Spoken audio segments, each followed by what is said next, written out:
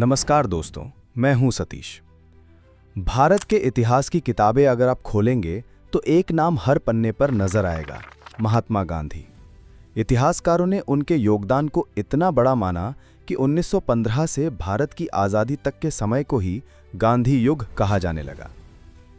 आज मैं आपको गांधी जी की जिंदगी की उस यात्रा पर लेकर चलूंगा जो छोटे से बच्चे मोहनदास से शुरू होकर राष्ट्रपिता महात्मा गांधी तक पहुंचती है।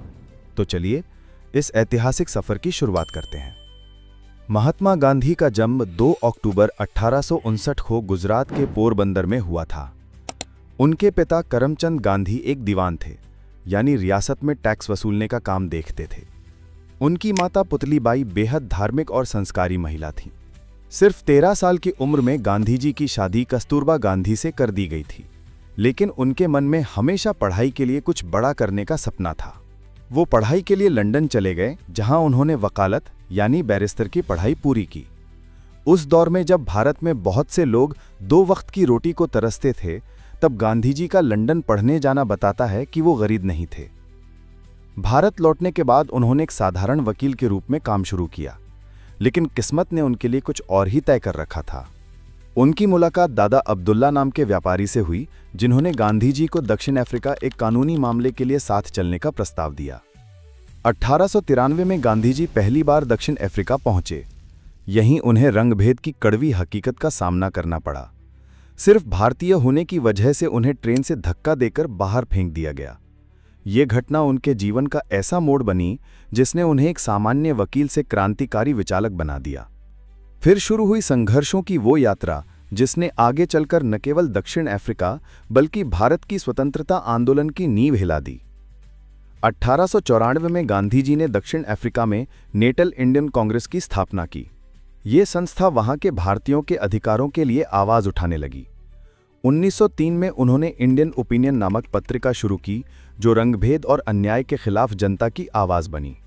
1904 में फिनिक्स आश्रम की स्थापना हुई, जहां उन्होंने सादगीपूर्ण जीवन और सत्याग्रह की नींव डाली। 1906 में गांधी जी ने दक्षिण अफ्रीका में पहला सत्याग्रह आंदोलन शुरू किया और 1909 में उन्होंने हिंद स्वराज नामक पुस्तक लिखी, जो आगे चलकर भारत की स्वतंत्रता की विचारधारा का आधार बनी। कई सालों तक संघर्ष करने के बाद 9 जनवरी 1915 को गांधी जी भारत लौट आए। उन्हें अंग्रेज सरकार द्वारा कैसरे हिंद की उपाधि दी गई थी, दक्षिण अफ्रीका में एम्बुलेंस सेवा में योगदान के लिए। लेकिन जल्द ही उन्होंने महसूस किया कि भारत को असली आज़ादी की ज़रूरत है, न कि ब्रिटिश उपाधियों की। 1916 में उन्होंने साबरमती आश्रम की स्थापना की, जो आने वाले स्वतंत्रता आंदोलनों का केंद्र बना। 1917 में बिहार के चंपारण सत्याग्रह से भारत में उनके आंदोलन की शुरुआत हुई। यह नील की खेती में हो रहे शोषण के खिलाफ किसानों की पहली बड़ी जीत थी। 1918 में खेड़ा सत्याग्रह और अहमदाबाद मिल हड़ताल ने गांधी जी की लोकप्रियता को नई ऊंचाई पर पहुंचा दिया। 1919 में ब्रिटिश सरकार ने रॉलेट एक्ट लागू किया, जिसे गांधी जी ने काला कानून कहा। इसी विरोध के दौरान 13 अप्रैल 1919 को जलियांवाला बाग हत्याकांड हुआ। ये घटना पूरे देश को हिला गई। इस नरसंहार के विरोध में रविंद्रनाथ टैगोर ने अपनी सर की उपाधि लौटा दी।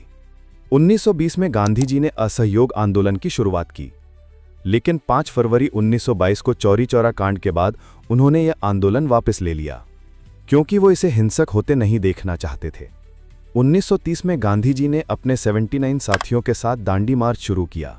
12 मार्च से 6 अप्रैल तक पैदल चलकर उन्होंने नमक कानून तोड़ा और सविनय अवज्ञा आंदोलन का बिगुल बजाया। 1931 में वो लंदन गए और दूसरे गोलमेज सम्मेलन में भारतीयों की आज़ादी के लिए अपनी बात रखी, लेकिन अंग्रेजों ने मांगे ठुकरा दी। इसी दौरान डॉक्टर भीमराव अंबेडकर से उनकी मुलाकात हुई और दलितों के अधिकारों को लेकर पूना पैक्ट हुआ।